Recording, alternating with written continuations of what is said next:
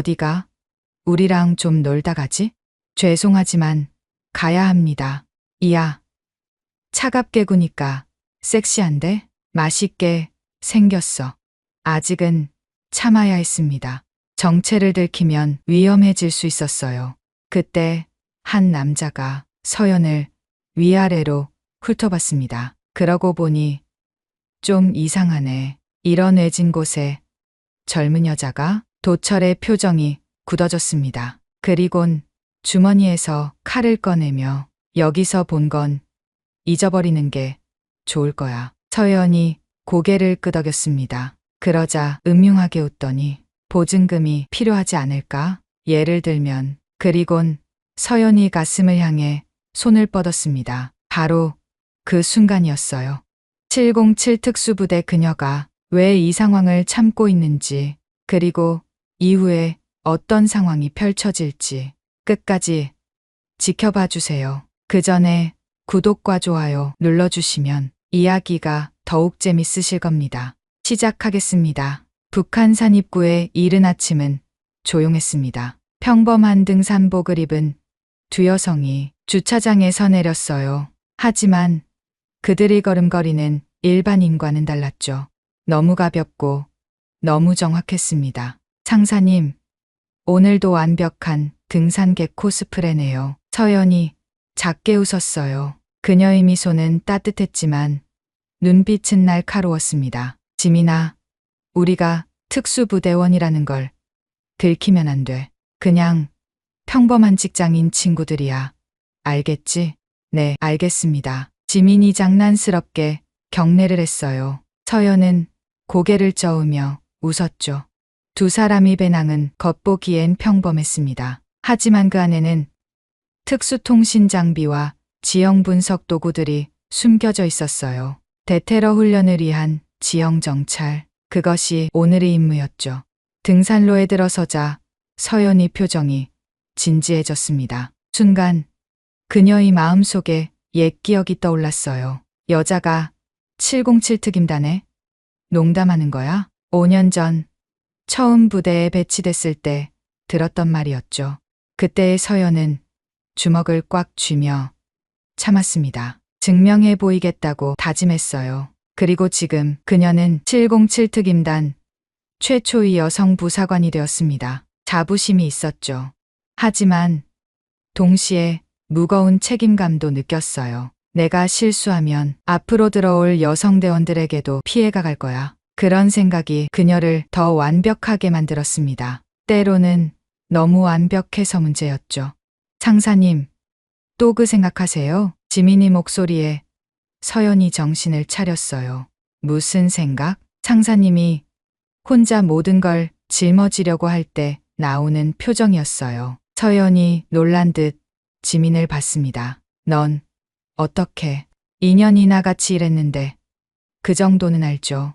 상사님은 항상 너무 혼자 고민하세요. 지민의 말에는 따뜻함이 묻어났어요. 서연은 가슴이 뭉클해졌습니다. 고마워, 지민아. 에이, 뭘요. 우린 팀이잖아요. 두 사람은 계속 산을 올랐어요. 첫 번째 정찰 지점에 도착했을 때 서연이 표정이 굳어졌습니다. 잠깐, 서연이 손을 들어 지민을 멈춰 세웠어요. 그녀의 눈이 바닥을 쳤습니다. 담배꽁초가 여러 개 떨어져 있었어요. 그리고 빈 술병도 보였죠.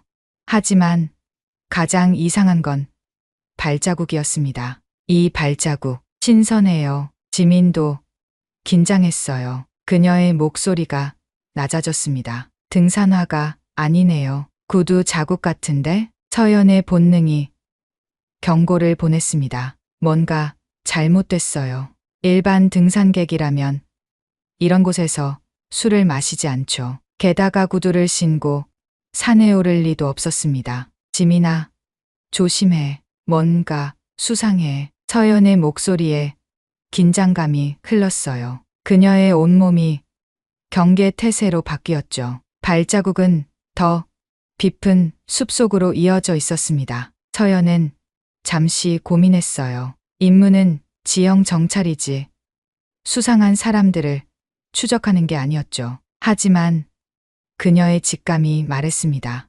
무시하면 안 돼. 상사님, 어떻게 할까요? 지민이 조용히 물었어요. 그녀도 긴장한 게 보였습니다. 서연이 심호흡을 했어요. 그리고 결정을 내렸죠. 조금만 더 확인해 보자. 하지만 위험하면 바로 빠져나오자. 두 사람은 조심스럽게 발자국을 따라갔습니다. 숲이 점점 깊어졌어요. 햇빛도 잘 들어오지 않았죠. 그때였습니다. 야, 조심해. 병 깨지잖아. 멀리서 남자의 거친 목소리가 들렸어요. 서연과 지민은 즉시 나무 뒤에 몸을 숨겼습니다. 미안. 근데 여기 진짜 답답하다. 언제까지 숨어 있어야 해? 다른 목소리가 들렸어요. 서연의 눈빛이 날카로워졌습니다. 숨어 있다고? 이 사람들 뭔가 피해서 도망친 거야? 서연은 지민과 눈을 마주쳤어요. 지민도 같은 생각을 한 듯 했죠. 일단 더 들어보자. 서연이 입모양으로 말했어요. 지민이 고개를 끄덕였습니다. 도철이 형이 고전락 준댄다. 그때까지만 참아. 젠장, 경찰 새끼들. 우리가 여기 있는 줄은 꿈에도 모르겠지.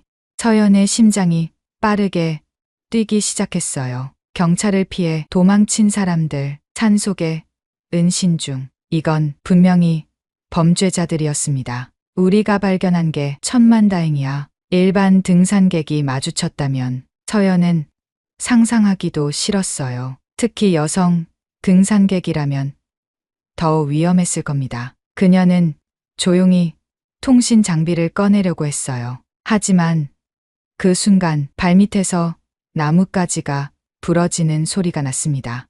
딱, 뭐야? 거기 누구 있어? 거친 목소리가 가까워졌어요. 서연의 온몸에 긴장이 흘렀습니다. 실수했다. 발소리가 점점 가까워졌어요. 이제 숨는 것도 불가능했죠. 서연은 지민을 봤습니다. 그리고 작게 속삭였어요. 일반 등산객인 척해. 무슨 일이 있어도 정체를 들키면 안 돼. 지민이 긴장한 표정으로 고개를 끄덕였어요. 서연은 심호흡을 했습니다. 그리고 밝은 표정을 만들었죠. 마치 아무것도 모르는 등산객처럼. 나뭇가지를 헤치고 남자가 나타났어요. 험상궂은 얼굴, 문신이 가득한 팔, 그리고 위협적인 눈빛. 서연의 가슴이 철렁 내려앉았습니다. 하지만 그녀는 완벽하게 연기했어요. 어머, 깜짝이야. 여기 사람이 있었네요. 서연의 목소리는 천진난만했습니다. 그녀는 해맑게 웃으며 남자를 봤어요. 남자의 눈이 서연과 지민을 훑었습니다. 의심스러운 눈빛이었죠. 여기서 뭐 해? 등산이요. 날씨가 좋아서 친구랑 왔어요. 근데 길을 잃었나 봐요.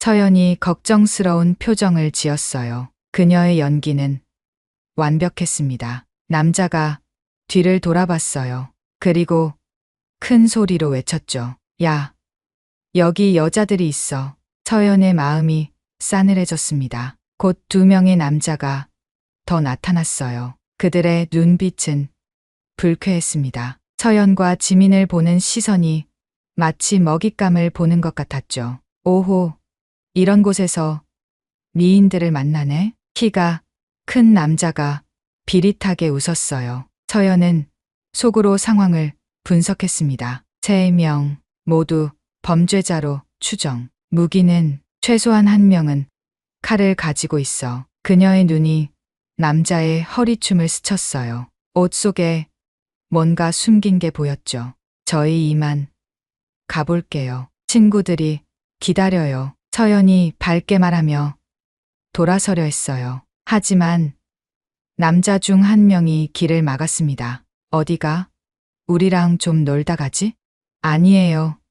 정말 가야 해요. 지민의 목소리에 두려움이 묻어났어요. 연기가 아니라 진짜였죠. 서연은 지민을 보호하듯 한 걸음 앞으로 나섰습니다. 정말 죄송하지만 저희는 가야 해요. 그녀의 목소리는 여전히 부드러웠지만 눈빛은 달랐어요. 경고의 신호였죠.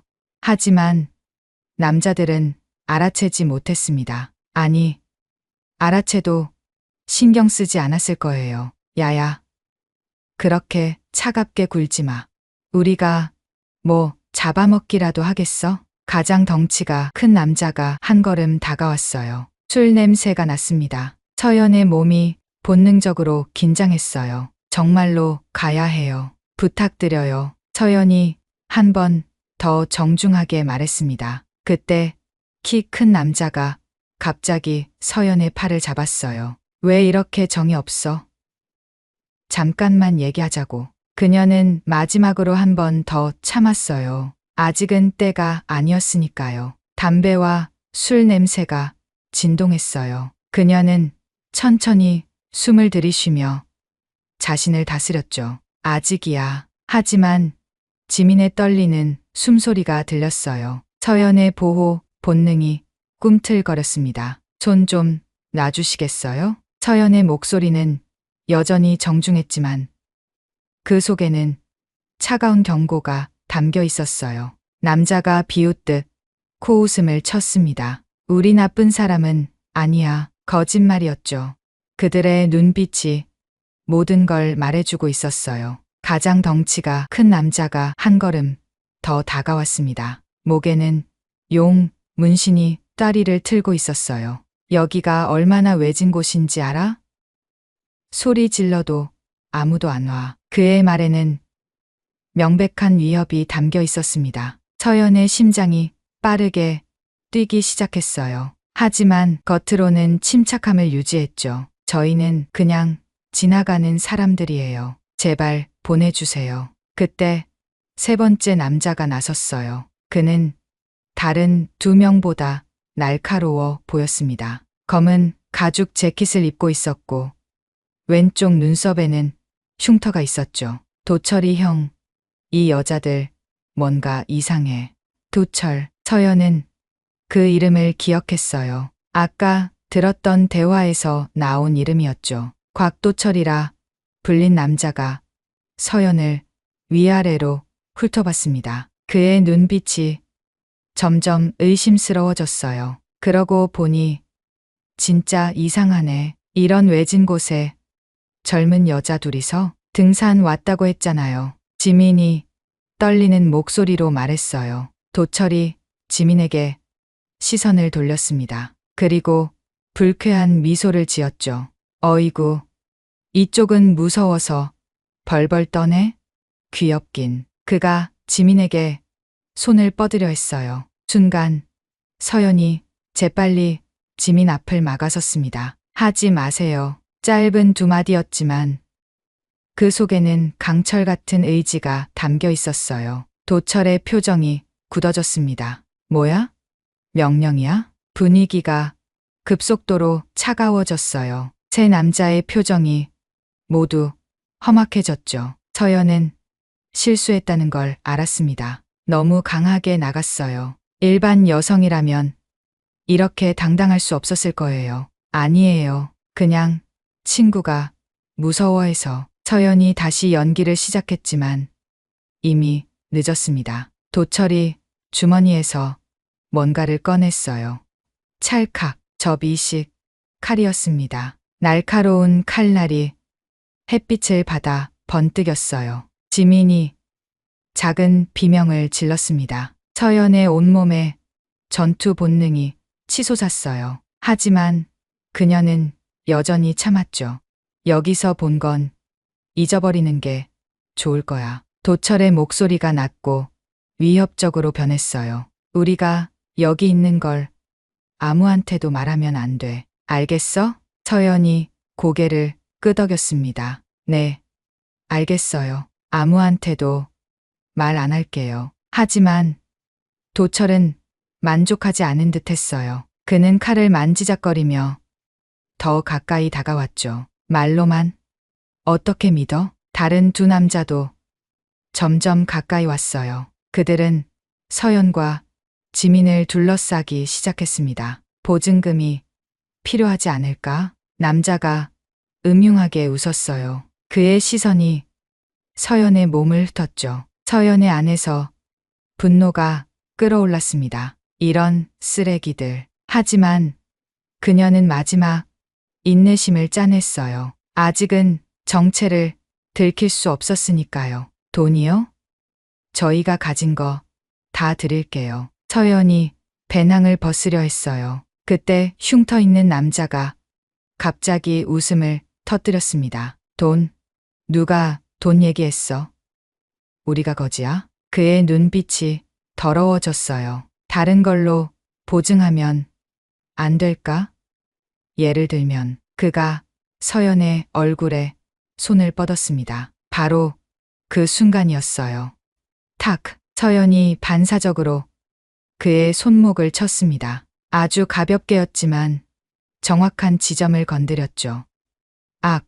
남자가 손목을 움켜쥐며 뒤로 물러났어요. 실수였습니다. 서연은 순간적으로 본능이 튀어나온 걸 후회했어요. 도철의 눈이 가늘어졌습니다. 인연이 뭔가 배웠구나? 분위기가 완전히 바뀌었어요. 장난기는 사라지고 진짜 위협이 시작됐죠. 태권도 좀 배웠어요. 미안해요. 놀라서 서연이 변명했지만 도철은 이미 의심의 눈초리로 그녀를 보고 있었어요. 태권도? 그것 치고는 너무 정확했는데 도철이 칼을 들어 올렸습니다. 솔직히 말해. 넌 뭐야? 경찰이야? 아니에요. 정말 아니에요. 지민이 울먹이며 소리쳤어요. 서연은 지민을 보호하듯 더 가까이 섰습니다. 그녀의 몸은 이미 전투 자세에 가까웠어요. 숨기려 해도 숨겨지지 않았죠. 거짓말하지 마. 네 몸놀림 봐. 일반인이 아니야. 도철이 옳았어요. 서연은 너무 오래 특수부대에 있었습니다. 몸에 밴 습관은 쉽게 감출 수 없었죠. 그냥 운동을 좀 많이 했어요. 웃기고 있네. 빡빡머리가 뒤에서 다가왔어요. 형, 인연들 그냥 처리하고 가죠. 귀찮아졌어. 처리. 그 단어에 지민이 흐느꼈습니다. 서연의 인내심이 한계에 다다랐어요. 그녀는 지민을 지켜야 했습니다. 그리고 이 상황을 끝내야 했죠.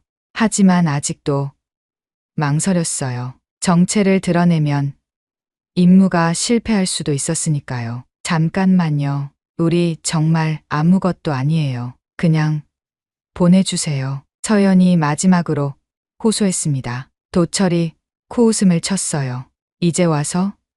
넌 이미 너무 많이 봤어. 그가 칼을 휘둘렀습니다. 위협하려는 동작이었지만 서연의 훈련된 눈에는 모든 게 보였어요. 궤적, 속도, 각도. 그녀의 몸이 자동으로 반응하려 했습니다. 하지만 서연은 꾹 참고 뒤로 물러났어요. 연기를 계속했죠. 일부러 비명을 지르며 넘어지는 척했습니다. 도철이 만족스럽게 웃었어요. 그래. 그렇게 겁먹은 표정이 더 어울려. 하지만 흉터 남자는 여전히 의심스러운 눈빛이었습니다. 형, 이 여자 뭔가 이상해요. 아까 제 손목 친 거 보통이 아니었어요. 그럼 뭐 어쩌자고? 여기서 신문이라도 하자고? 빡빡머리가 짜증을 냈어요. 빨리 처리하고 가죠. 경찰들이 수색 범위를 넓히기 전에 다른 곳으로 가야 해요. 처리, 또 그 단어가 나왔습니다. 서연은 바닥에 앉은 채로 상황을 계산했어요. 3명, 1명은 칼을 들고 있고 나머지도 분명 무기를 숨기고 있을 거예요. 지민을 지키면서 3명을 제압하는 건 쉽지 않았습니다. 하지만 불가능하지도 않았죠. 더 이상은 무리야. 서연이 결심했어요. 정체가 드러나더라도 지민을 지켜야 했습니다. 그때였어요. 이거. 빡빡머리가 서연의 배낭을 뒤지다가 뭔가를 발견했습니다. 특수 통신 장비였어요. 이게 뭐야? 일반 무전기가 아닌데? 서연의 심장이 멈출 것 같았습니다. 끝났어요. 이제 변명할 수도 없었죠. 도철의 표정이 돌변했습니다. 분노와 두려움이 섞인 표정이었어요. 2년들 진짜 경찰이었어? 아니면 국정원? 흉터 남자가 긴장하며 주위를 둘러봤어요. 젠장, 우리 함정에 걸린 거야? 빡빡머리가 당황해서 소리쳤습니다. 상황이 급변했어요. 그들의 두려움이 더 큰 폭력성으로 바뀌고 있었죠. 일단 2년들부터 처리해. 도철이 칼을 들고 서연에게 달려들었습니다. 진짜였어요. 정말로 찌르려는 것이었죠. 서연의 눈빛이 변했습니다. 차갑고 날카롭게. 더 이상 연기는 없었어요. 그녀는 707 특임단의 김서연 상사였으니까요. 시간이 느리게 흘렀습니다. 도철의 칼이 서연을 향해 다가왔어요. 하지만 그녀의 눈에는 모든 게 선명하게 보였죠. 칼의 각도, 도철의 무게중심, 그리고 빈틈. 서연이 움직였습니다. 번개처럼 빠르게. 그녀의 왼손이 도철의 손목을 잡았어요. 동시에 오른손으로 그의 팔꿈치를 쳤죠. 탁, 정확한 타격이었습니다. 도철의 팔에 힘이 빠졌어요. 악, 칼이 바닥에 떨어졌습니다. 하지만 서연은 멈추지 않았어요. 그녀의 무릎이 도철의 복부를 가격했죠. 컥, 도철이 숨을 제대로 쉬지 못하며 앞으로 숙였습니다. 서연은 그의 뒷목을 잡고 바닥으로 내리쳤어요. 쿵, 도철이 바닥에 쓰러졌습니다. 의식을 잃은 건 아니었지만 일어날 수 없었죠. 이 모든 게 2초도 안 걸렸어요. 뭐야? 빡빡머리가 믿을 수 없다는 표정으로 서연을 봤습니다. 서연이 천천히 일어났어요. 그녀의 눈빛은 이제 완전히 달랐죠. 차갑고 날카로웠습니다. 마치 검은 표범 같았어요. 도철이 흉터 남자가 쓰러진 도철을 보고 소리쳤습니다. 그리고 재빨리 주머니에서 칼을 꺼냈어요. 2년, 뭐야 너. 그가 칼을 휘두르며 달려들었습니다. 하지만 서연에게는 너무 느렸어요. 마치 슬로우 모션을 보는 것 같았죠. 서연이 옆으로 살짝 비켰습니다. 칼이 허공을 갈랐어요. 그녀의 손이 번개처럼 움직였습니다. 남자의 손목을 잡고 비틀고 꺾었어요. 으아악, 비명과 함께 칼이 떨어졌습니다. 서연은 그의 팔을 등 뒤로 꺾으며 바닥에 엎드리게 했어요. 그리고 무릎으로 등을 눌렀죠. 움직이면 팔이 부러져요. 서연의 목소리는 차분했습니다. 감정이 없었어요. 지민이 놀란 눈으로 서연을 봤습니다. 평소의 따뜻한 상사님과는 완전히 다른 사람 같았어요. 지민아, 괜찮아? 서연이 지민을 돌아봤을 때 그녀의 눈빛이 잠시 부드러워졌습니다. 네, 상사님. 지민이 떨리는 목소리로 대답했어요. 그때였습니다. 으아, 빡빡머리가 뒤에서 달려들었어요. 그의 손에는 나무 몽둥이가 들려 있었죠. 서연은 뒤도 돌아보지 않았습니다. 그녀는 바닥에 엎드린 남자를 놓아주며 몸을 낮췄어요. 몽둥이가 머리 위를 지나갔죠. 서연이 뒤로 돌며 일어났습니다. 그리고 회전하는 힘을 이용해 발차기를 날렸어요. 퍽, 정확히 빡빡머리의 옆구리를 가격했습니다. 컥, 그가 옆으로 날아가 나무에 부딪혔어요. 서연은 빠르게 다가가 그의 목을 잡았습니다. 그리고 특수한 지점을 눌렀죠. 빡빡머리의 눈이 풀리며 의식을 잃었어요. 서연이 그를 조심스럽게 바닥에 눕혔습니다. 죽이지는 않았어요. 그녀는 정확히 얼마나 힘을 써야 하는지 알고 있었죠. 헉, 헉, 흉터 남자가 바닥에서 일어나려 애썼습니다. 팔은 여전히 아팠지만 도망치고 싶었어요. 서연이 그를 내려다봤습니다. 도망치지 마세요. 다치고 싶지 않으면. 그녀의 목소리에는 경고가 담겨 있었어요. 남자가 절망적인 표정으로 서연을 봤습니다. 대체 뭐야 너. 무슨 경찰이 이래. 서연이 작게 한숨을 쉬었어요. 경찰이 아니에요. 그녀가 군번줄을 꺼내 보였습니다. 707 특임단 김서연 상사입니다. 707 특임단. 그 이름을 듣자 남자의 얼굴이 하얗게 변했어요. 한국 최강의 대테러 특수부대 707. 도철이 바닥에서 신음하며 고개를 들었습니다. 그의 눈에는 두려움이 가득했어요. 서연이 휴대전화를 꺼냈습니다. 이제 경찰에 신고하겠습니다. 그때였어요. 김서연 상사님. 갑자기 한 명이 크게 외쳤습니다. 서연이 놀라 돌아봤어요. 목소리의 주인은 가장 뒤에 쓰러져 있던 빡빡머리였습니다. 그가 힘겹게 일어나 무릎을 꿇었어요. 김서연 상사님, 저예요.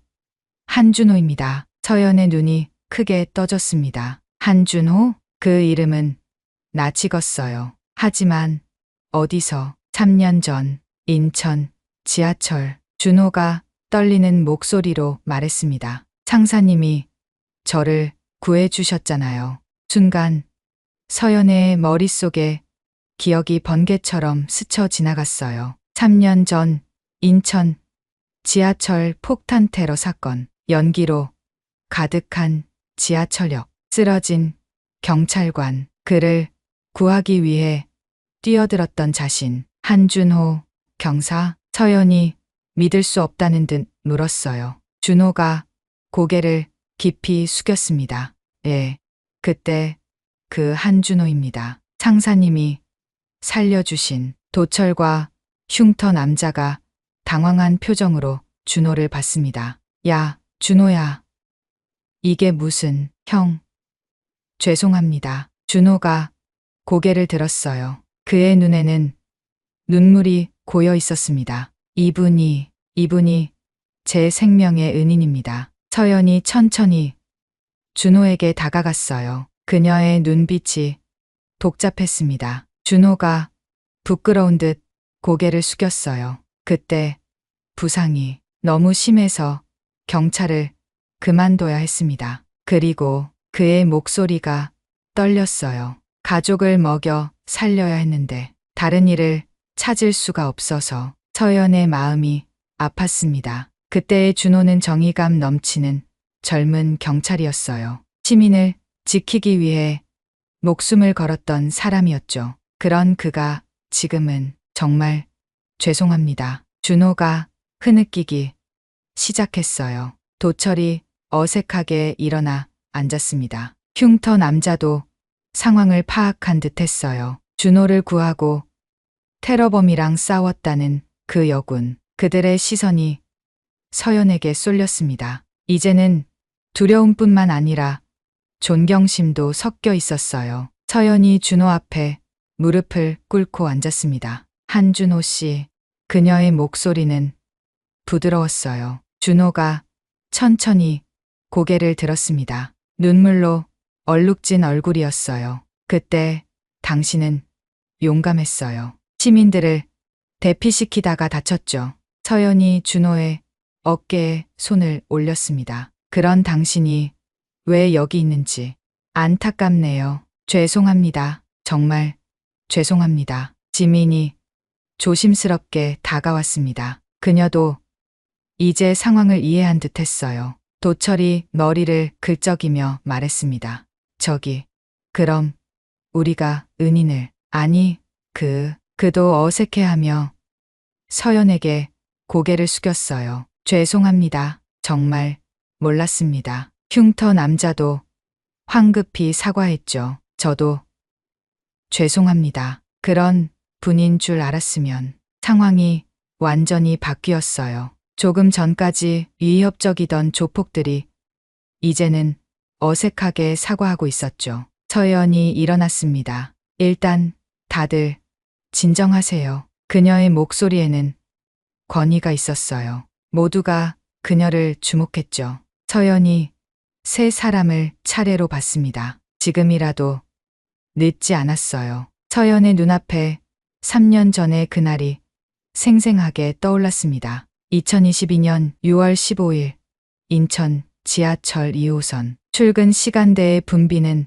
플랫폼에 갑자기 콕발음이 울렸어요. 사람들의 비명, 연기, 그리고 혼란. 그때 서연은 민간인 복장으로 임무를 마치고 돌아가는 중이었죠. 하지만 폭발음을 듣는 순간 그녀는 본능적으로 현장으로 뛰어들었습니다. 모두 밖으로 빨리 대피하세요. 연기 속에서 한 젊은 경찰관이 시민들을 대피시키고 있었어요. 그가 바로 한준호였죠. 준호는 자신의 안전은 생각하지 않았습니다. 오직 시민들을 구하는 데만 집중했어요. 넘어진 노인을 일으켜 세우고 울고 있는 아이를 안고 뛰었죠. 그때 두 번째 폭발이 일어났습니다. 천장의 일부가 무너져 내렸어요. 준호는 한 여성을 밀어내며 자신이 대신 파편을 맞았습니다. 그가 쓰러졌어요. 등에서 피가 흘렀죠. 서연이 그를 발견한 건 그때였습니다. 일어나요. 서연이 준호에게 달려갔어요. 하지만 그는 의식이 흐릿했죠.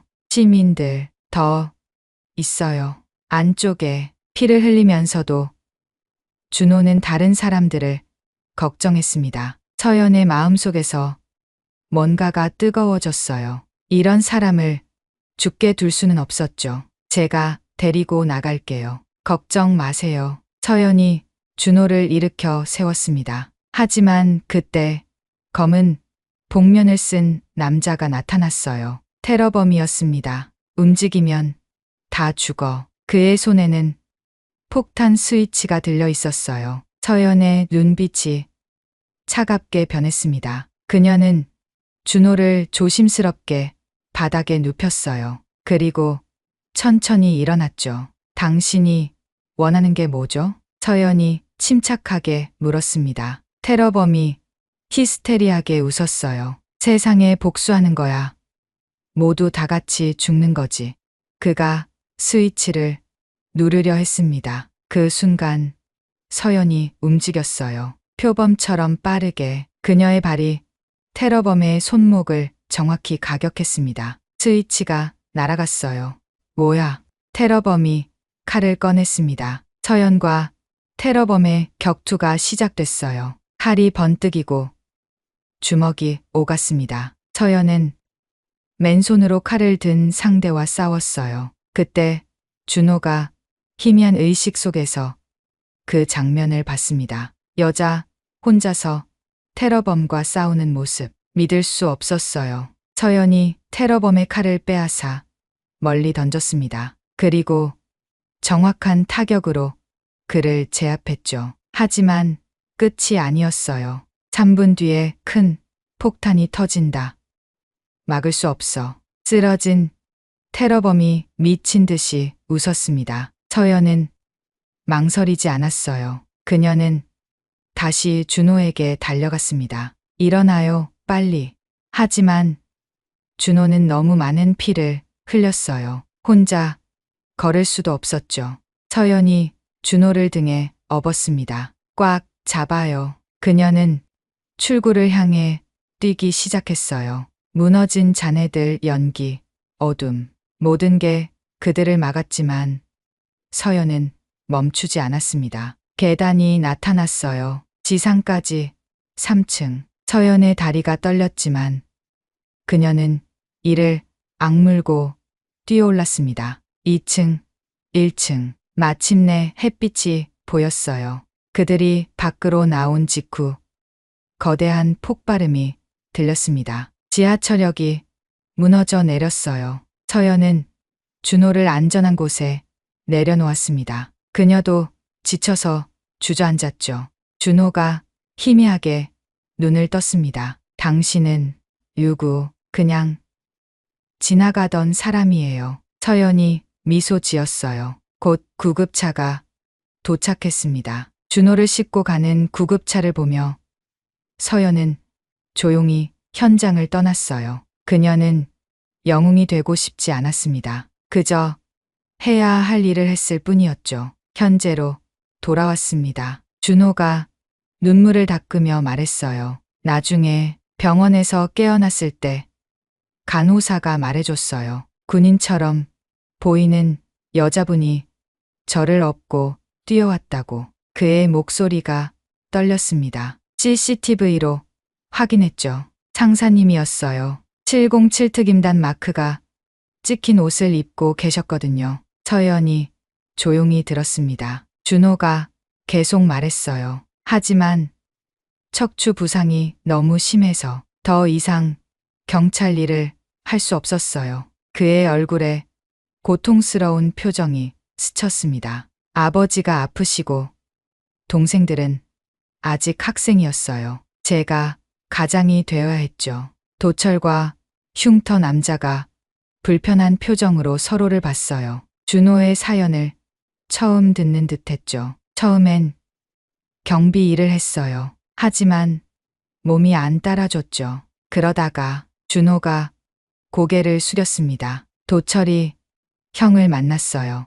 일단 먹고 살아야 한다고, 잠깐만 하면 된다고 했죠. 그가 자조적으로 웃었어요. 잠깐이 3년이 됐네요. 서연의 가슴이 아팠습니다. 정의를 위해 싸우던 경찰이 생활고 때문에 범죄자가 되었다니. 준호야. 도철이 어색하게 준호의 어깨를 두드렸어요. 왜 그런 얘기를 안 했어? 우리가 알았으면 뭘 어떻게 해요? 형, 다 제 선택이었는데. 준호가 쓸쓸하게 웃었습니다. 서연이 준호 앞에 무릎을 꿇었어요. 한준호 씨. 준호가 고개를 들었습니다. 그때 당신은 진짜 경찰이었어요. 시민을 위해 목숨을 걸었죠. 서연의 눈빛이 따뜻했어요. 그런 당신이 아직 마음속에 있다면 지금이라도 돌아갈 수 있어요. 하지만 저는 이미 아직 늦지 않았어요. 서연이 단호하게 말했습니다. 당신이 그때 구하려 했던 시민들을 기억하세요. 그들을 위해서라도 다시 시작할 수 있어요. 준호의 눈에서 또 눈물이 흘렀어요. 정말 그럴 수 있을까요? 물론이죠.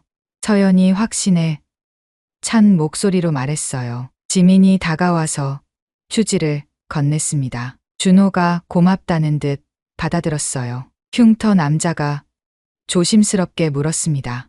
저기, 그럼 우리는 어떻게 되는 거죠? 서연이 세 사람을 차례로 봤어요. 그건 여러분의 선택에 달렸어요. 도철이 한숨을 쉬었습니다.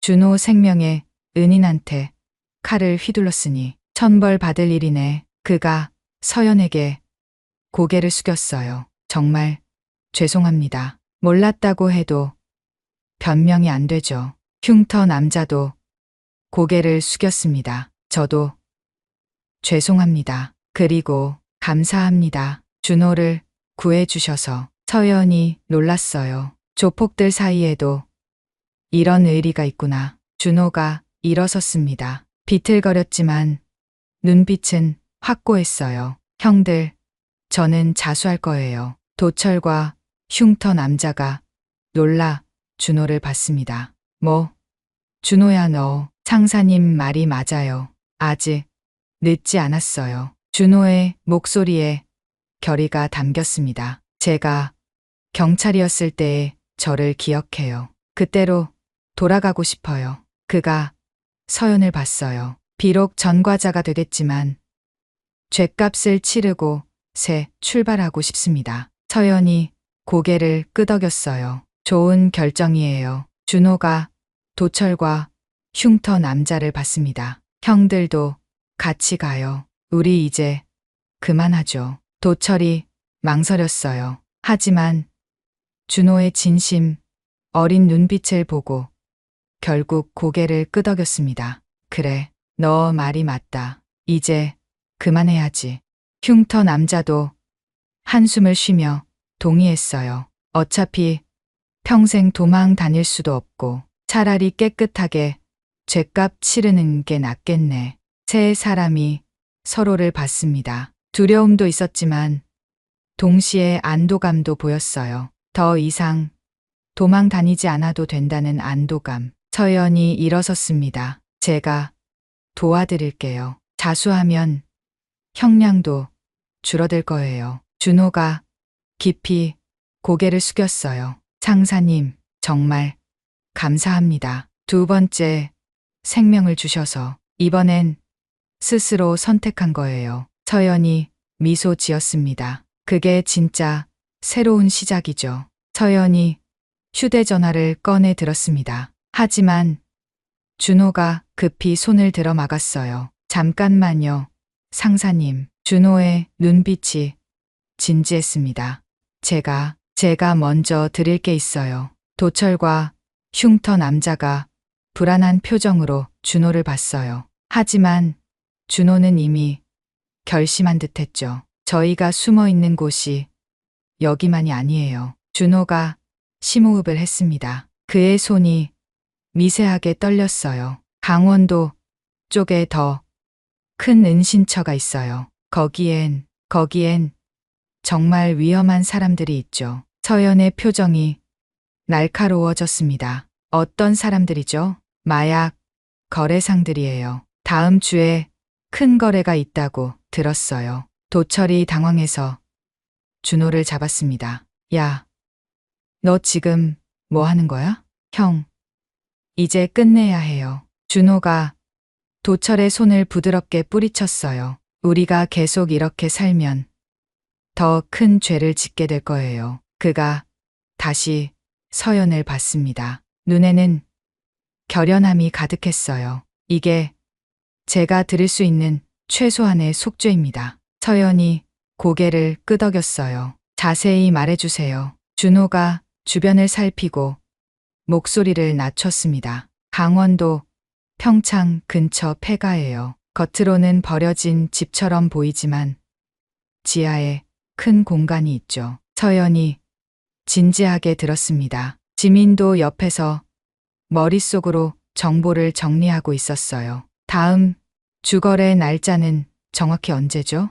목요일 새벽 3시예요. 부산에서 배로 들어온 물건을 받는다고 했어요. 흉터 남자가 한숨을 쉬었습니다. 준호야, 너 정말 우리 다 죽을 수도 있어. 이미 죽은 삶이었잖아요. 형.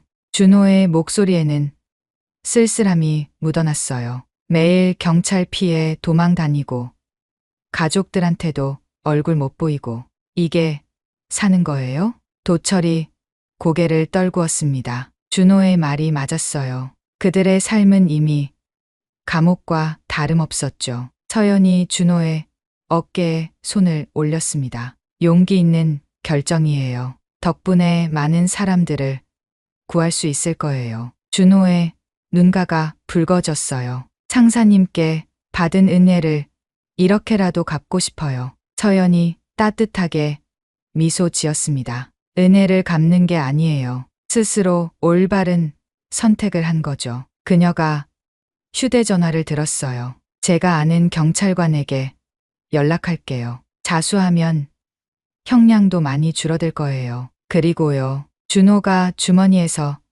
작은 수첩을 꺼냈어요. 여기 제가 아는 정보를 다 적어놨어요. 조직 구성원들, 연락처, 거래 루트. 그가 수첩을 서연에게 건넸습니다. 이거면 조직을 완전히 와해시킬 수 있을 거예요. 서연이 놀라 준호를 봤어요. 이런 걸 왜? 혹시 모를 때를 위해 준비했어요. 언젠가는 이런 날이 올 거라고 생각했거든요. 준호가 씁쓸하게 웃었습니다. 경찰 습관은 못 버리나 봐요. 서연이 수첩을 받아들였어요. 묵직한 무게가 느껴졌죠. 이 안에는 한 사람의 결단이 담겨 있었습니다. 지민이 다가와 말했어요. 상사님, 이분들을 안전하게 경찰서까지 데려다 줘야 하지 않을까요? 서연이 고개를 끄덕였습니다. 그래야겠네. 혹시 보복이 있을 수도 있으니까. 하지만 준호가 고개를 저었어요. 아니에요. 저희가 직접 가야 해요. 그의 눈빛이 확고했습니다. 스스로 걸어가야 진짜 자수죠. 끌려가는 게 아니라. 도철도 고개를 끄덕였어요. 준호 말이 맞아. 우리가 직접 가자. 흉터 남자도 동의했습니다. 어차피 결심했으면 끝까지 가야지. 세 사람이 서로를 봤어요. 두려움도 있었지만 동시에 해방감도 느껴졌죠. 서연이 다시 전화를 들었습니다. 여보세요?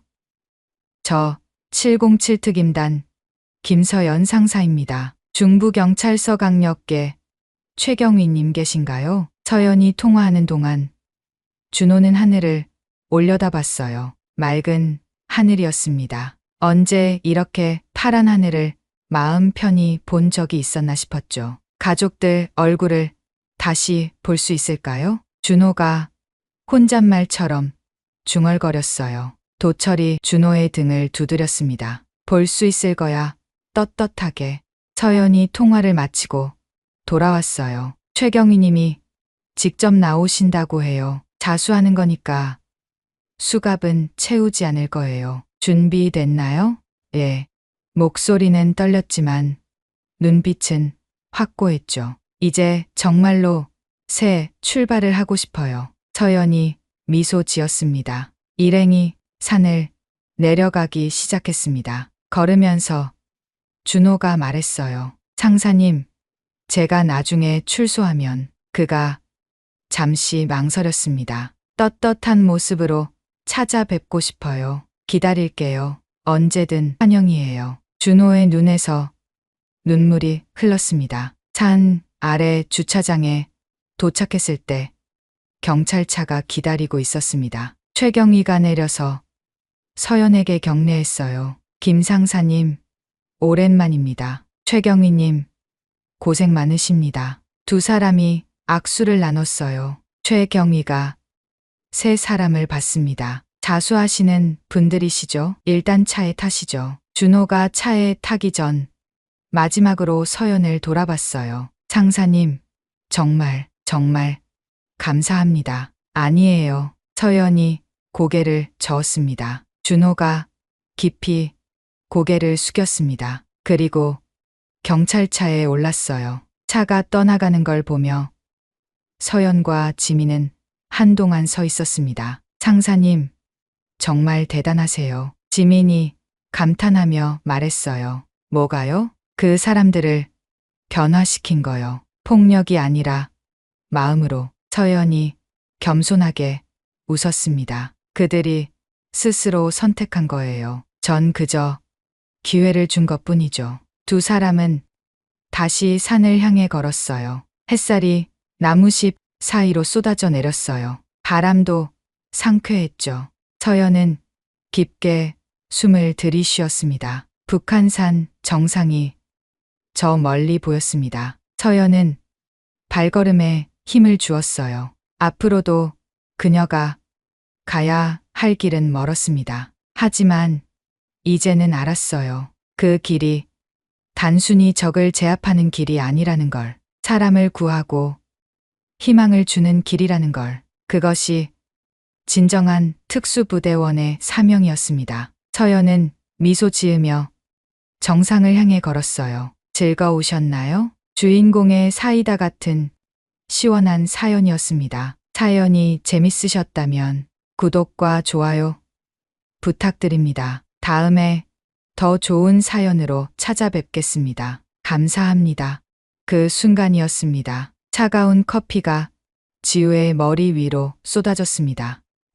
지우가 비명을 질렀어요. 커피가 머리카락을 타고 흘러내렸습니다. 옷은 흠뻑 젖었죠. 사무실이 순간 얼어붙었습니다. 고졸 주제에 뭘 한다고? 이래서 제대로 된 교육을 받아야 하는 거야. 다른 개발자들이 킥킥거렸습니다. 지우의 손이 떨렸어요. 죄송합니다. 눈물이 날 것 같았지만 참았습니다. 앞으로 이런 실수는 절대 용납 안 됩니다. 알겠나요? 지우는 가슴에 달린 펜을 살짝 만졌습니다. 펜 모양 카메라에 모든 것이 녹화되고 있었습니다. 주인공 지우는 왜 이런 수모를 겪고 있고 왜 몰래 녹화를 하는 걸까요? 이 이야기의 진실의 끝까지 함께 하시죠. 그 전에 구독과 좋아요 눌러주시면 오늘 하루 행복하실 겁니다. 이야기 시작하겠습니다. 차가운 비가 창문을 두드리는 늦은 저녁이었습니다. 테크인 본사 최상층에 위치한 회장실은 무거운 침묵에 잠겨 있었죠. 지우야, 들어오렴. 아버지의 목소리가 서재문 너머로 들려왔습니다. 평소와는 달리 피곤함이 묻어났어요. 지우는 조심스럽게 문을 열고 들어갔습니다. 김태성 회장은 커다란 책상 앞에 앉아 있었습니다. 평소의 당당한 모습과는 달리 어깨가 축 처져 있었죠. 책상 위에는 서류들이 어지럽게 놓여 있었습니다. 아빠, 무슨 일이에요? 지우가 걱정스럽게 물었습니다. 태성은 깊은 한숨을 내쉬며 딸을 바라봤어요. 우리 회사가 큰 위기에 처했다. 그의 목소리는 떨리고 있었습니다. 지난 6개월 동안 핵심 기술이 3번이나 유출됐어. 우리가 5년 동안 개발한 AI 알고리즘이 중국 업체의 제품에 그대로 들어가 있더라고. 지우의 얼굴이 굳어졌습니다. MIT에서 컴퓨터 공학을 전공한 그녀는 그게 얼마나 심각한 일인지 잘 알고 있었죠. 주가는 반토막이 났고 투자자들은 등을 돌리고 있어. 이대로 가면 태성은 말을 잇지 못했습니다. 평생을 바쳐 일군 회사가 무너지는 모습을 지켜보는 그의 눈가가 붉어졌어요. 내부자 소행이 확실해요? 지우가 조심스럽게 물었습니다. 그래. 하지만 누군지 알 수가 없어. 보안팀조차 믿을 수가 없는 상황이야. 태성은 손으로 얼굴을 쓸어내렸습니다. 그 순간 지우의 가슴 속에서 뭔가가 꿈틀거렸어요. 아버지를 위해, 회사를 위해 뭔가를 해야 한다는 생각이 들었죠. 제가 도와드릴게요. 지우의 목소리는 단호했습니다. 어떻게? 위장 취업을 하는 거예요. 신입 직원으로 들어가서 내부를 조사하는 거죠. 태성은 놀란 눈으로 딸을 바라봤습니다. 위험해. 그리고 내가 내 딸이라는 걸 모르는 직원이 없어. 그래서 완벽하게 다른 사람이 되는 거예요. 지우의 눈이 반짝였습니다. MIT 졸업장을 숨기고 고졸 출신으로 위장하는 거죠. 이름도 바꾸고요. 태성은 한참을 고민하다가 천천히 고개를 끄덕였습니다. 딸의 결심이 확고하다는 걸 알았으니까요. 그렇게 6개월의 준비가 시작됐습니다. 지우는 이가은이라는 새로운 신분을 만들었어요. 가짜 주민등록증, 고등학교 졸업장, 그리고 3개월짜리 코딩 부트캠프 수료증까지. 완벽한 가짜 인생을 만드는 건 생각보다 어려웠습니다. 거울 앞에 선 지우는 자신의 모습을 바라봤어요. 명품 옷 대신 싸구려 정장을 입었고 긴 생머리는 단발로 잘랐죠.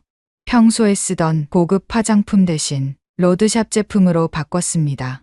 이제 난 김지우가 아니야. 이가은이야. 스스로에게 되뇌었습니다. 가슴이 두근거렸어요. 월세 15만 원짜리 좁은 원룸도 구했습니다. 곰팡이 냄새가 나는 낡은 방이었지만 이가은이라는 인물에게는 어울렸죠. 드디어 첫 출근 날이 밝았습니다. 테크인 본사 건물 앞에선 지우의 다리가 떨렸어요. 몇 번이나 와봤던 곳이지만 오늘은 달랐습니다. 이제 그녀는 회장의 딸이 아닌 고졸 출신 인턴 이가은이었으니까요. 할 수 있어. 작게 중얼거리며 건물 안으로 들어갔습니다. 개발팀 사무실은 5층에 있었어요.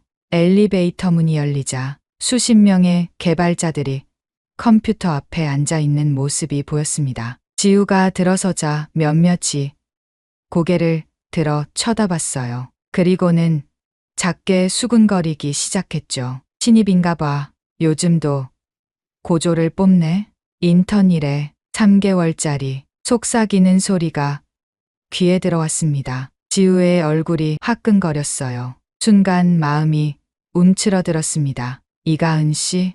누군가 불렀습니다. 고개를 들어보니 30대 중반쯤 되어 보이는 남자가 서 있었어요. 날카로운 눈매와 차가운 표정이 인상적이었죠. 네, 맞습니다. 박준혁 팀장이에요. 오늘부터 우리 팀에서 일하게 될 거예요. 준혁은 지우를 위아래로 훑어봤습니다. 그 시선에는 대놓고 무시하는 감정이 담겨 있었어요. 학력이 고졸이네요. 이력서를 들여다보며 말했습니다. 고졸이라는 단어에 힘을 주어 발음했죠. 예.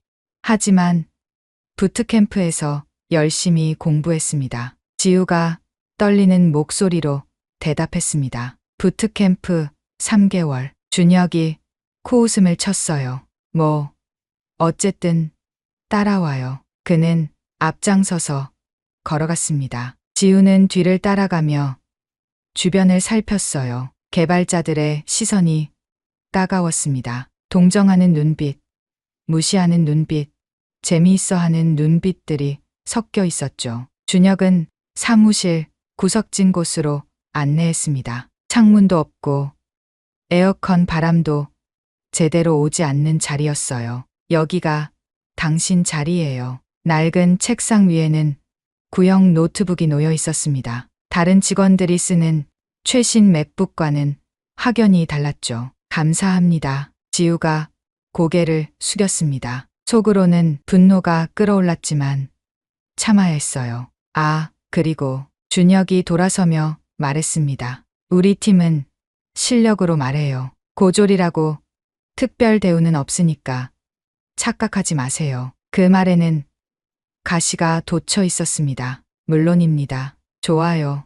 첫 업무는 준혁이 잠시 생각하더니 비웃음을 띠며 말했어요. 커피나 사와요. 팀원들 것 따요. 메모하세요. 급하게 포스트잇에 복잡한 커피 주문을 적기 시작했습니다. 아메리카노 샷 추가, 카페라떼, 저지방 우유, 바닐라 시럽, 반 펌프. 15명분의 주문이었죠.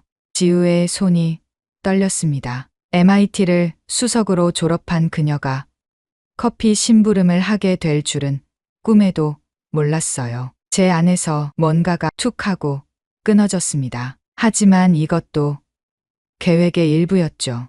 그들이 자신을 무시할수록, 방심할수록 진실에 가까워질 수 있을 테니까요. 알겠습니다. 바로 다녀오겠습니다. 지우는 포스트잇을 받아들고 사무실을 나섰어요. 복도를 걸으며 주먹을 꽉 쥐었습니다. 기다려. 누가 우리 회사를 망치려 하는지 꼭 밝혀낼 거야. 엘리베이터에 올라탄 지우는 깊은 숨을 내쉬었습니다. 게임은 이제 시작이었어요. 빗줄기가 거세지고 있었습니다. 지우는 양손 가득 커피 캐리어를 들고 있었어요. 15잔의 커피는 생각보다 무거웠죠. 카페 직원이 걱정스럽게 물었습니다. 혼자 들고 가실 수 있겠어요? 네, 괜찮아요. 지우가 억지로 웃으며 대답했습니다. 카페를 나서자마자 차가운 빗방울이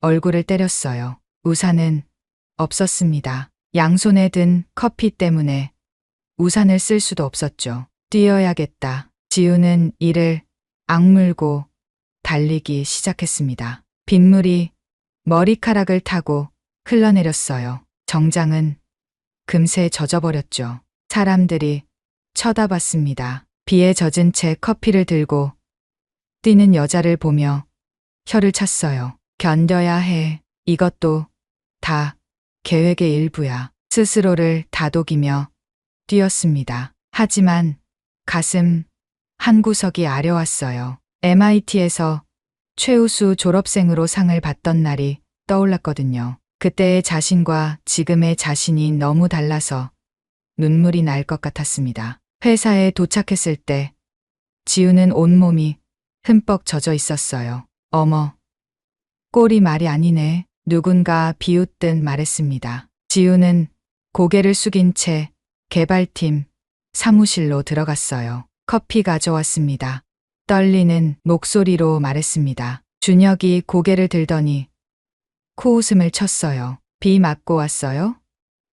우산도 못 쓰나? 죄송합니다. 지우가 커피를 나눠주기 시작했습니다. 손이 떨려서 커피가 출렁거렸어요. 야, 조심해. 키보드에 쏟으면 어떡해? 한 개발자가 짜증스럽게 말했습니다. 그때였어요. 지우의 발이 미끄러졌습니다. 바닥에 고인 빗물 때문이었죠.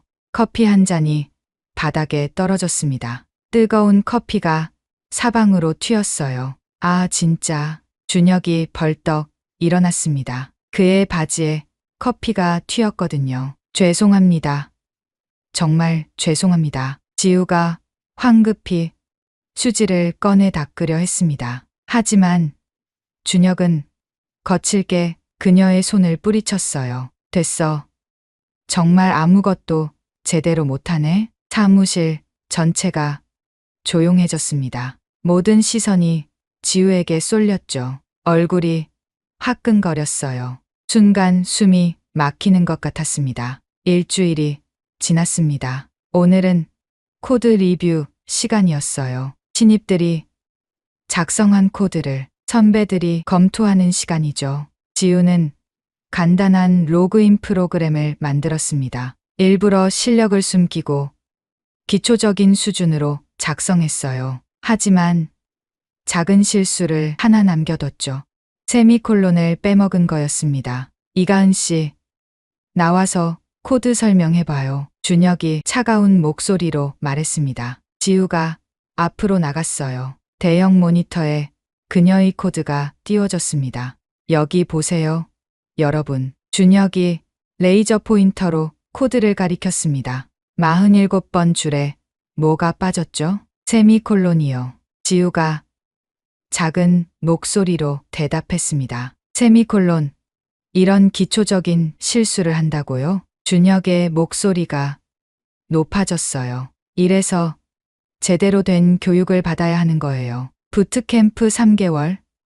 그걸로 뭘 배웠다고 개발자 행세를 해요? 다른 개발자들이 킥킥거렸습니다. 지우의 손이 떨렸어요. 죄송합니다. 죄송하다고 끝이에요? 이런 코드가 실제 서비스에 들어가면 어떻게 되는지 알아요? 준혁이 한 발짝 다가왔습니다. 시스템 전체가 마비될 수도 있어요. 회사가 수십억 손해를 볼 수도 있다고요. 그는 점점 더 격양되었어요. 얼굴이 붉어지고 목소리는 날카로워졌죠. 고졸이 코딩을 한다고? 어디서 감히? 그 순간이었습니다. 준혁이 책상 위에 있던 커피를 집어들었어요. 그리고는 철벅 차가운 커피가 지우의 머리 위로 쏟아졌습니다. 앗! 지우가 비명을 질렀어요. 차가운 커피가 머리카락을 타고 흘러내렸습니다. 옷은 커피로 흠뻑 젖었죠. 사무실이 순간 얼어붙었습니다. 이런 실수는 절대 용납 안 돼요. 알겠어요? 준혁이 차갑게 말했습니다. 지우는 떨리는 손으로 얼굴을 닦았어요. 눈물이 날 것 같았지만 참았습니다. 가슴 속에서 뭔가가 부글부글 끓어올랐어요. 기록해야 해. 지우는 가슴에 달린 펜을 살짝 만졌습니다. 펜 모양 카메라가 모든 걸 녹화하고 있었죠. 화장실 좀 다녀오겠습니다. 간신히 말하고 사무실을 나왔어요. 화장실에서 거울을 보니 처참한 모습이었습니다. 커피로 젖은 머리, 번진 화장, 얼룩진 옷. 참아, 조금만 더 참아. 지우는 깊은 숨을 내쉬었습니다. 그날 밤이었어요. 모두가 퇴근한 사무실은 조용했습니다. 지우는 자리에 남아 있었죠. 야근하세요? 갑작스러운 목소리에 깜짝 놀랐어요. 돌아보니 청소 아주머니가 서 있었습니다.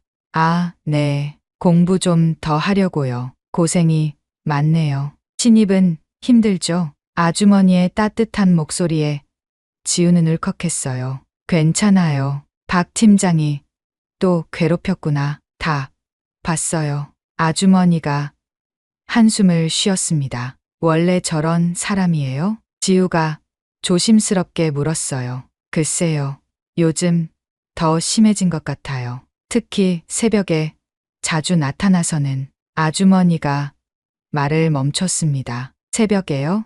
아, 아니에요. 내가 쓸데없는 말을. 하지만 지우는 놓치지 않았어요. 아주머니의 눈빛에 뭔가 있었거든요. 아주머니가 청소를 하러 가고 지우는 컴퓨터를 켰습니다. 회사 서버에 접속해서 로그를 확인하기 시작했어요. 뭔가 이상해. 새벽 2시에서 3시 사이 대량의 데이터가 외부로 전송된 기록이 있었습니다. 그것도 여러 번이나요. 지우의 심장이 빠르게 뛰기 시작했어요. 찾았다. 전송된 IP 주소를 추적해보니 중국이었습니다. 회사의 핵심 기술 파일들이 정기적으로 빠져나가고 있었던 거예요. 그때 복도에서 발소리가 들렸습니다. 지우는 황급히 화면을 닫았어요. 문이 열리고 경비원이 들어왔습니다.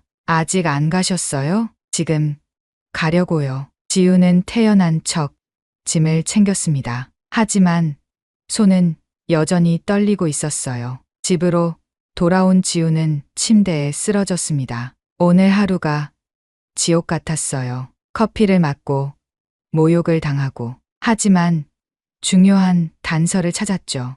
박준혁, 당신이 범인이야? 지우는 천장을 바라보며 생각했습니다. 내일은 더 깊이 파고들어야 했어요. 진실에 한 발짝 다가선 것 같았거든요. 빗소리가 창문을 두드렸습니다. 긴 밤이 시작되고 있었어요. 월요일 아침이었습니다. 지우는 평소보다 일찍 출근했어요. 주말 내내 생각한 계획이 있었거든요. 회사 서버를 더 자세히 조사하려면 혼자 있는 시간이 필요했습니다. 하지만 사무실에는 이미 누군가 있었어요.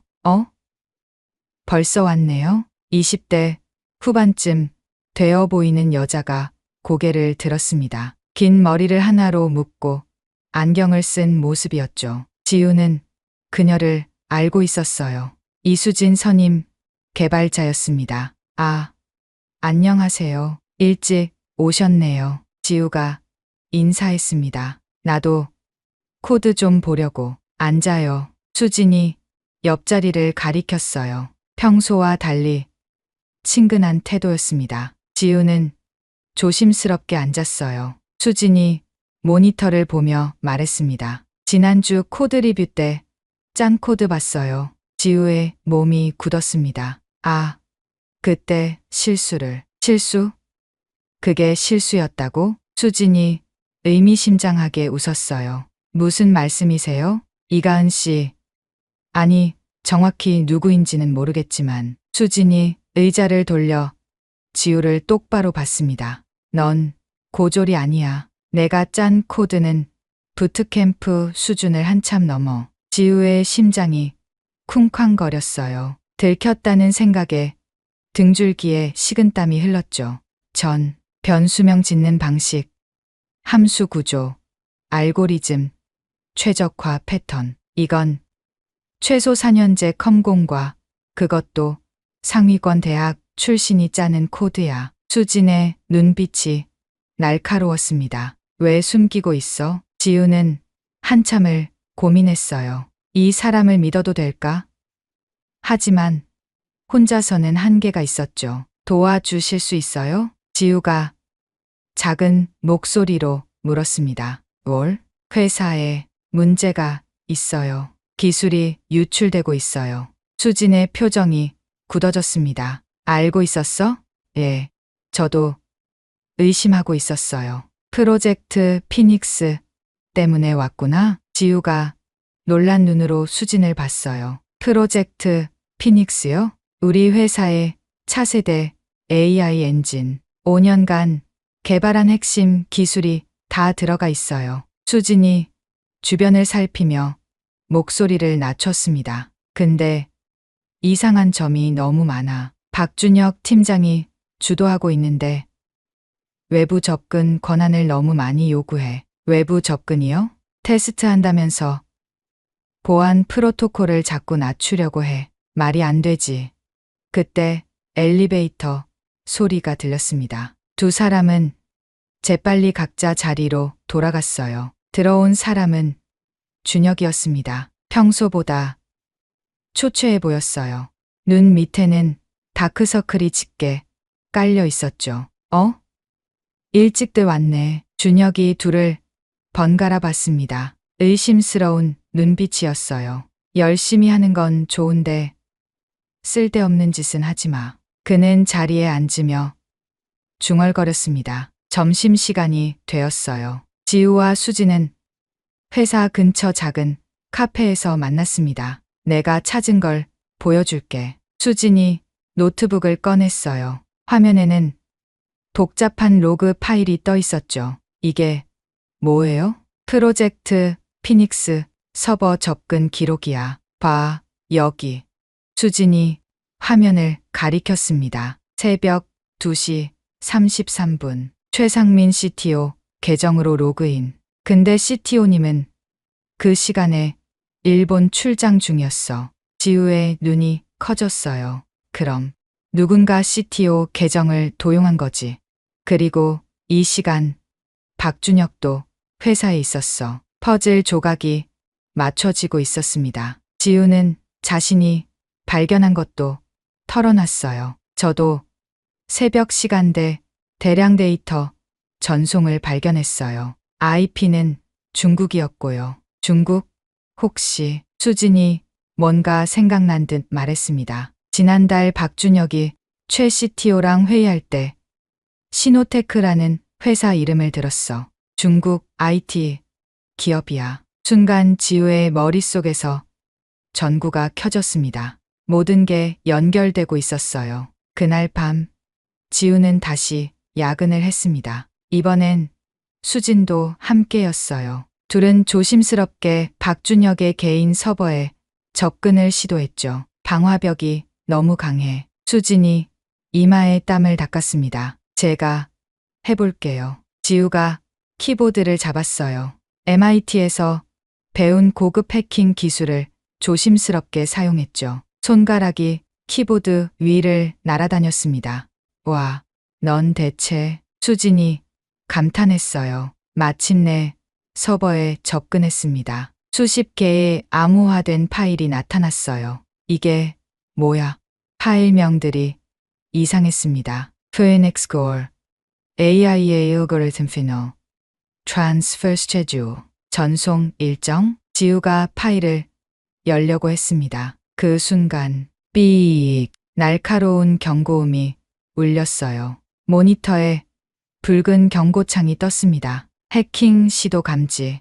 큰일 났어. 수진이 당황했습니다. 지우는 침착하게 방어 프로그램을 실행했어요. 동시에 역추적을 시작했죠. 상대방도 우리를 추적하고 있어요. 긴장감이 감돌았습니다. 사이버 공간에서의 추격전이 시작된 거예요. 지우의 손가락이 더 빨라졌습니다. 방어벽을 세우고 가짜 IP로 교란하고 역추적을 계속했어요. 찾았다. 마침내 상대방의 위치가 나타났습니다. 중국 상하이 시노테크 본사 IP예요. 수진과 지우는 서로를 봤습니다. 이제 확실해졌어요. 박준혁과 최상민이 시노테크와 손을 잡고 회사 기술을 팔아넘기려 한다는 것이 증거를 더 모아야 해요. 지우가 말했습니다. 하지만 이제 그들도 우리를 의심할 거야. 수진의 목소리에 걱정이 묻어놨어요. 바로 그때였습니다. 쿵. 사무실 문이 거칠게 열렸어요. 준혁이 서 있었습니다. 얼굴이 불그락푸르락했죠. 뭐 하고 있어? 그의 목소리는 떨리고 있었어요. 분노인지 두려움인지 알 수 없었죠. 야근하고 있어요. 수진이 태연하게 대답했습니다. 준혁이 성큼성큼 다가왔어요. 그의 눈빛은 날카로웠습니다. 이가은 씨. 그가 지우를 똑바로 봤어요. 넌 누가 시켜서 여기 들어왔지? 심장이 멈출 것 같았습니다. 지우는 애써 침착함을 유지했어요. 무슨 말씀이세요? 내가 다 알고 있어. 내가 뭘 하려는지. 준혁이 한 발 더 다가왔습니다. 위협적인 자세였어요. 그때 수진이 나섰습니다. 팀장님, 너무하시는 거 아니에요?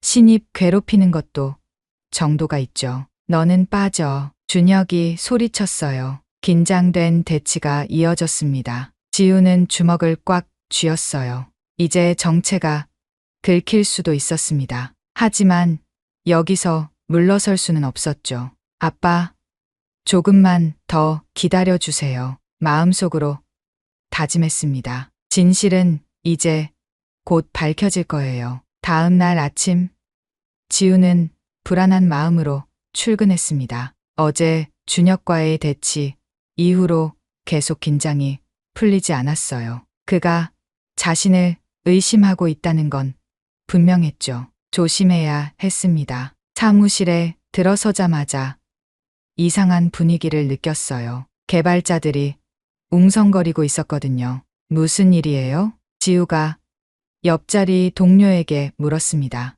이수진 선임 계정이 해킹당했대. 모든 파일이 삭제됐다고. 가슴이 철렁 내려앉았습니다. 수진의 자리는 텅 비어 있었어요. 그때 수진이 창백한 얼굴로 들어왔습니다. 눈가가 붉어진 걸 보니 밤새 잠을 못 잔 듯했죠. 수진 선배. 지우가 다가가려는 순간 준혁이 나타났습니다. 이수진 씨, 잠깐 봅시다. 차가운 목소리였어요. 수진은 고개를 떨구며 따라갔습니다. 지우는 불안한 마음을 누르며 자리에 앉았어요. 그리고 조심스럽게 가방 안을 확인했습니다. 다행이야. 어젯밤 수진과 함께 찾은 자료들을 미리 백업해둔 USB가 그대로 있었어요. 늘 최악의 상황을 대비하는 습관이 도움이 된 거죠. 점심시간,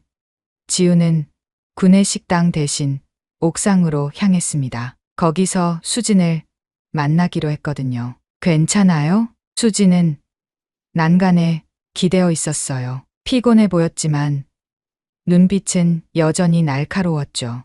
응, 괜찮아. 더 중요한 게 있어. 수진이 주변을 살피며 말했습니다. 오늘 밤 11시 박준혁과 최 CTO가 서버실에서 만나기로 했대. 정미선 아주머니가 알려줬어. 정미선 아주머니가요? 그분이 우리 편이야. 박준혁의 행동을 계속 지켜봐 왔대. 지우는 놀랐습니다. 평범한 청소 아주머니인 줄만 알았는데 중요한 정보원이었던 거예요. 아주머니가 또 뭐라고 하셨어요? 서버실에 비밀 통로가 있대. CCTV 사각지대로 들어갈 수 있는 곳이래. 수진이 종이를 꺼냈어요. 거기엔 서버실 구조가 그려져 있었죠. 여기 이 환기구를 통하면 서버실 천장으로 들어갈 수 있어. 지우의 심장이 빠르게 뛰기 시작했습니다. 위험하지만 절호의 기회였어요. 그날 밤 10시 30분 지우와 수진은 건물 지하 기계실에 숨어 있었습니다. 검은 옷을 입고 장비를 챙긴 모습이 마치 영화 속 스파이 같았죠. 준비됐어? 수진이 속삭였습니다. 예. 지우가 고개를 끄덕였어요. 손에는 초소형 카메라와 녹음기가 들려 있었습니다. 둘은 조심스럽게 환기구로 들어갔어요. 좁고 어두운 통로를 기어가는 건 쉽지 않았습니다. 먼지 때문에 숨쉬기도 힘들었죠. 드디어 서버실 위에 도착했습니다. 환기구 틈새로 아래가 보였어요. 11시 정각 문이 열리고 준혁이 들어왔습니다. 곧이어 최상민 CTO도 나타났죠. 두 사람의 표정은 긴장되어 있었어요. USB 가져왔어? 최상민이 물었습니다. 예. 프로젝트 피닉스의 모든 소스코드와 설계도가 들어 있습니다. 준혁이 주머니에서 USB를 꺼냈어요. 지우는 카메라를 켰습니다. 모든 장면을 놓치지 않고 담아야 했어요. 시노테크 쪽에서 뭐래? 만족한대요. 대금도 약속대로 준비됐고요. 얼마야? 30억 달러로요. 수진이 숨을 들이켰습니다. 지우도 놀랐어요. 30억 달러라니 어마어마한 금액이었죠. 근데 정말 괜찮을까? 이게 들키면 준혁이 불안해하는 목소리로 말했습니다. 겁먹지 마. 다음 주 발표회 때 시스템 오류로 위장할 거야. 그 혼란을 틈타 빠져나가면 돼. 최상민의 목소리는 차가웠어요. 그때였습니다. 문이 다시 열렸어요. 동양인으로 보이는 남자가 들어왔습니다. 리 사장님, 최상민이 중국어로 인사했어요. 기다렸습니다. 준비는 다 됐나요? 리 사장이 유창한 한국어로 물었습니다. 물론입니다. 여기 있습니다. 준혁이 USB를 건넸어요. 리 사장은 노트북을 꺼내 내용을 확인하기 시작했습니다. 훌륭하군요. 이 기술이면 시노테크가 세계 1위가 될 수 있겠어요. 그의 얼굴에 만족스러운 미소가 번졌습니다. 대금은 스위스 계좌로 입금하겠습니다. 감사합니다. 악수를 나누는 그들의 모습을 보며 지우는 분노가 치밀어 올랐어요. 아버지가 평생 일궈온 회사의 기술을 저렇게 팔아넘기다니. 녹화를 계속하던 중 갑자기 지우의 핸드폰이 진동했습니다. 이런 황급히 소리를 끄려 했지만 늦었어요. 작은 진동음이 환기구를 타고 울렸거든요. 뭐야? 무슨 소리지? 준혁이 고개를 들었습니다. 천장에서 나는 것 같은데. 최상민도 위를 올려다봤어요. 순간 지우와 수진의 눈이 마주쳤습니다. 들킨 거예요. 누군가 있어. 보안팀 불러. 최상민이 소리쳤습니다. 빨리 나가. 수진이 지우를 밀었어요. 둘은 필사적으로 환기구를 기어가기 시작했습니다. 뒤에서 쿵쿵거리는 소리가 들렸어요. 누군가 환기구로 올라오고 있었죠. 저기다. 잡아. 가슴이 터질 것 같았습니다. 지우는 있는 힘껏 기어갔어요. 무릎이 까지고 손바닥이 찢어졌지만 멈출 수 없었죠. 드디어 출구가 보였습니다. 뛰어 밖으로 나오자마자 둘은 전력 질주했어요. 뒤에서 발자국 소리가 따라왔습니다. 저쪽이야. 보안 요원들의 외침이 들렸어요. 지우와 수진은 계단을 뛰어 올라갔습니다. 숨이 턱까지 차올랐지만 멈출 수 없었어요. 여기.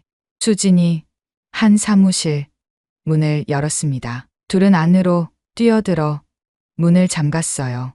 하아, 하아, 거친 숨소리만이 어둠 속에 울렸습니다. 녹화는 됐어? 수진이 헐떡이며 물었어요. 예, 다 찍었어요. 지우가 카메라를 확인했습니다. 다행히 모든 장면이 선명하게 담겨 있었어요. 그때 문 밖에서 소리가 들렸습니다. 여기 있는 것 같은데요. 문 열어. 당장. 쿵쿵쿵. 문을 두드리는 소리가 요란했어요. 지우는 재빨리 메모리 카드를 빼서 신발 속에 숨겼습니다. 그리고 가짜 메모리 카드를 카메라에 넣었죠. 어떻게? 수진의 목소리가 떨렸어요. 그 순간 지우에게 아이디어가 떠올랐습니다. 선배, 저를 믿고 따라해 주세요. 지우가 불을 켰어요. 그리고는 당당하게 문을 열었습니다. 뭐야? 왜 이렇게 시끄러워요? 일부러 짜증 섞인 목소리로 말했어요. 보안 요원들이 당황한 표정으로 그녀를 봤습니다. 당신들 환기구에 침입자가. 환기구요? 우리는 야근하고 있었는데요. 지우가 컴퓨터를 가리켰어요. 화면에는 코드가 떠 있었죠. 미리 준비해 둔 거였습니다. 그럼 왜 불을 끄고? 잠깐 쉬려고요. 밤새 코딩하니까 눈이 아파서. 수진도 거들었어요. 프로젝트 마감이 내일이라 정신없어요. 보안 요원들이 서로를 봤습니다. 의심스럽지만 확실한 증거는 없었죠. 그때 준혁이 헐떡이며 나타났어요. 찾았어? 아뇨. 여기엔. 준혁의 눈이 지우를 향했습니다. 날카로운 시선이었어요. 뭐 하고 있었어?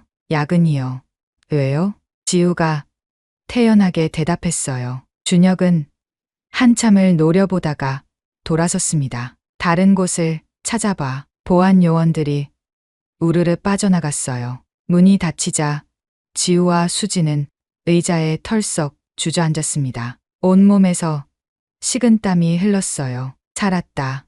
수진이 안도의 한숨을 쉬었습니다. 하지만 지우는 알고 있었어요. 이제 시작일 뿐이라는 걸. 그들은 이제 지우를 의심할 거예요. 증거를 없애려 할 테고 더 교묘하게 움직일 겁니다. 하지만 늦었어. 지우는 신발 속 메모리 카드를 느끼며 생각했어요. 이제 증거는 내 손에 있으니까. 창밖으로 새벽빛이 밝아오고 있었습니다. 결전의 날이 다가오고 있었어요. 프로젝트 피닉스 발표회 당일 아침이었습니다. 테크윈 본사 대강당은 분주했어요. 수백 명의 투자자와 언론인들이 모일 예정이었거든요. 회사의 미래가 걸린 중요한 날이었죠. 지우는 화장실 거울 앞에 서 있었습니다. 창백한 얼굴에는 긴장이 가득했어요.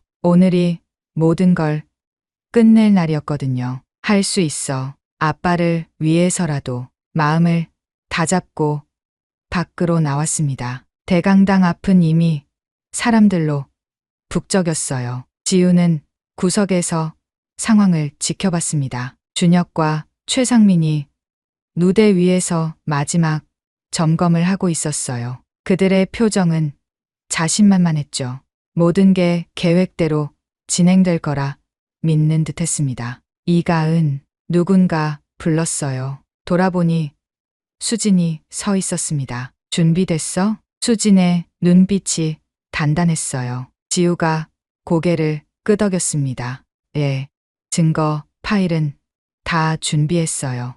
좋아. 타이밍이 중요해. 두 사람은 손을 꼭 잡았습니다. 서로에게 힘을 주는 듯했어요. 10시 정각 발표회가 시작됐습니다. 안녕하십니까. 테크윈의 미래를 바꿀 프로젝트 피닉스를 소개하겠습니다. 최상민이 무대에 올랐어요. 화려한 프레젠테이션이 시작됐죠. AI 엔진의 놀라운 성능, 혁신적인 알고리즘, 시장을 선도할 기술력, 투자자들의 눈이 반짝였습니다. 하지만 지우는 알고 있었어요. 저 모든 게 곧 중국으로 넘어갈 기술이라는 걸. 발표가 한창일 때였습니다. 대강당 문이 열리고 누군가 들어왔어요. 김태성 회장이었습니다. 준혁과 최상민의 얼굴이 순간 굳었어요. 회장이 올 줄은 몰랐던 거죠. 계속하세요. 태성이 뒷자리에 앉으며 말했습니다. 그의 표정은 알 수 없었어요. 발표가 계속됐습니다. 이제 시연 시간이었죠. 자, 이제 프로젝트 피닉스의 실제 작동을 보여드리겠습니다. 준혁이 노트북을 켰어요. 대형 화면에 프로그램이 실행되기 시작했습니다. 바로 그때였어요. 잠깐만요. 지우가 일어났습니다. 모든 시선이 그녀에게 쏠렸어요. 뭐야? 누구야? 신입 인턴인데. 웅성거리는 소리가 들렸습니다. 시스템에 심각한 오류가 있습니다. 지우가 당당하게 말했어요. 무슨 소리야? 앉아. 준혁이 소리쳤습니다. 얼굴이 불그락푸르락했죠. 하지만 지우는 무대로 걸어갔어요. 손에는 노트북이 들려 있었습니다. 지금 실행되는 코드에 백도어가 숨겨져 있어요. 외부에서 모든 데이터에 접근할 수 있게 만들어진 거죠. 헛소리 하지 마. 보안팀, 저 여자 끌어내. 최상민이 다급하게 외쳤어요. 그때 태성이 일어났습니다. 잠깐, 계속 들어봅시다. 그의 한마디에 모두가 조용해졌어요. 지우는 자신의 노트북을 대형 화면에 연결했습니다. 그리고 코드를 띄웠어요. 여기 보세요. 이 부분이 백도어 코드입니다. 그리고 화면이 바뀌었습니다. 어젯밤 서버실에서 찍은 영상이 나타났어요. 이건 관객석이 술렁였습니다. 영상 속에서 준혁과 최상민이 중국 업체에 기술을 넘기는 장면이 선명하게 보였어요. 30억 달러를 받고 회사의 핵심 기술을 파는 모습이었죠. 거짓말이야. 조작된 거야. 준혁이 무대로 뛰어올랐습니다. 그는 지우에게 달려들었어요. 주먹을 치켜들며 소리쳤죠. 고졸 주제에 감히. 내가 뭔데. 주먹이 지우를 향해 날아왔습니다. 그 순간 지우는 조용히 말했어요. 전 고졸 인턴 이가은이 아닙니다. 시간이 멈춘 듯 했습니다. 전 김태성 회장의 딸 김지우입니다. 충격적인 고백에 대강당이 얼어붙었어요. 준혁의 주먹이 공중에서 멈췄습니다. 뭐라고? 그의 얼굴이 하얗게 질렸어요. 지우는 가발을 벗었습니다. 단발머리 아래 숨겨져 있던 긴 머리가 흘러내렸어요. MIT 컴퓨터공학과를 졸업한 김지우예요. 아버지의 회사를 지키기 위해 위장 취업을 했죠. 믿을 수 없다는 표정들이었어요. 태성이 무대로 올라왔습니다. 그의 눈에는 자랑스러움이 가득했어요. 제 딸이 맞습니다. 그리고 딸이 찾아낸 증거들을 보셨을 겁니다. 그는 준혁과 최상민을 차갑게 바라봤어요. 어떻게 나를, 우리 회사를 배신할 수 있었나? 최상민이 무릎을 꿇었습니다. 모든 게 끝났다는 걸 알았던 거예요. 죄송합니다. 죄송합니다. 그때 경찰이 들어왔어요. 미리 대기하고 있었던 거죠. 박준혁, 최상민, 기업 기밀 유출 혐의로 체포합니다. 수갑이 채워졌습니다. 준혁은 끝까지 지우를 노려봤어요. 얘가 처음부터 다 계획한 거였어? 아니에요. 지우가 고개를 저었습니다. 전 그저 진실을 찾으려 했을 뿐이에요. 당신들이 직접 보여준 거죠. 경찰이 두 사람을 데려갔어요. 대강당은 다시 술렁거렸습니다. 충격적인 반전에 모두가 할 말을 잃었죠. 태성이 마이크를 잡았어요. 여러분께 사과드립니다. 저희 회사에서 이런 일이 일어났다는 게 부끄럽습니다. 그는 잠시 말을 멈췄다가 이어갔어요. 하지만 약속드립니다. 테크인은 다시 태어날 겁니다. 더 투명하고 더 정직한 회사로요. 박수가 터져 나왔습니다. 지우는 무대 한 구석에 서서 그 모습을 지켜봤어요. 가슴이 뜨거워졌습니다. 아버지를 지킬 수 있어서, 회사를 구할 수 있어서 다행이었어요. 일주일 후 테크인은 대대적인 개혁을 시작했습니다. 오늘부터 테크인 개혁 TF가 출범합니다. 태성이 직원들 앞에서 선언했어요. 첫째, 학력 차별을 완전히 없앱니다. 실력만이 유일한 기준이 될 겁니다. 직원들이 환호했어요. 특히 고졸 출신 직원들의 눈에는 눈물이 맺혔죠. 둘째, 기술 보안을 대폭 강화합니다. 다시는 이런 일이 없도록 하겠습니다. 셋째, 직원 권익 보호 위원회를 만듭니다. 위원장은 태성이 한 사람을 가리켰어요. 정미선 씨가 맡아주시겠습니다. 청소 아주머니였던 정미선이 놀란 표정으로 일어났어요. 제가요? 예. 그동안 묵묵히 세사를 지켜봐 주신 분이 적임자라고 생각합니다. 또다시 박수가 터졌어요. 그리고 개발본부장은 이수진 씨가 맡습니다. 수진도 놀랐어요. 최연소 본부장이 되는 거였죠. 마지막으로 태성이 지우를 받습니다. 내 딸이지만 실력으로 증명했으니 공정하게 임명합니다. 김지우를 신임 CTO로 임명합니다. 지우의 눈에 눈물이 고였어요. 이가은이 아닌 김지우로서 당당하게 인정받는 순간이었습니다. 1년 후 테크위는 완전히 달라져 있었어요. 최고의 IT 일터로 선정됐고 주가는 사상 최고치를 기록했죠. 무엇보다 직원들의 얼굴에 웃음이 가득했습니다. 지우는 CTO 집무실에서 창밖을 바라봤어요. 책상 위에는 액자가 하나 놓여 있었습니다. 이가은이라는 가짜 사원증이었죠. 잊지 말자. 그때의 경험을, 차별받던 날들을, 그리고 진실을 위해 싸웠던 용기를. 노크 소리가 들렸어요. 들어오세요. 수진이 들어왔습니다. 이제는 가장 든든한 동료가 된 그녀였죠. 회의 시간이에요. 그런데 뭐요?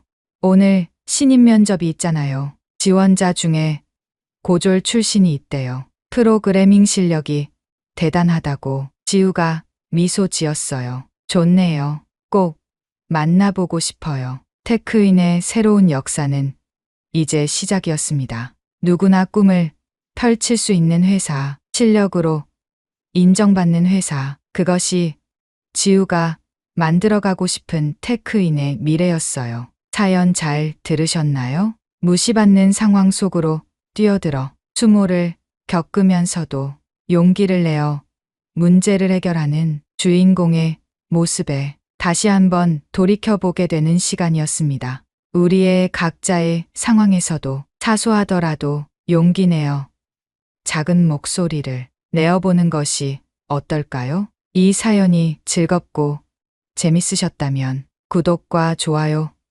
부탁드립니다. 저에게는 큰 힘이 됩니다. 다음에 더 좋은 사연으로 찾아뵙겠습니다. 감사합니다.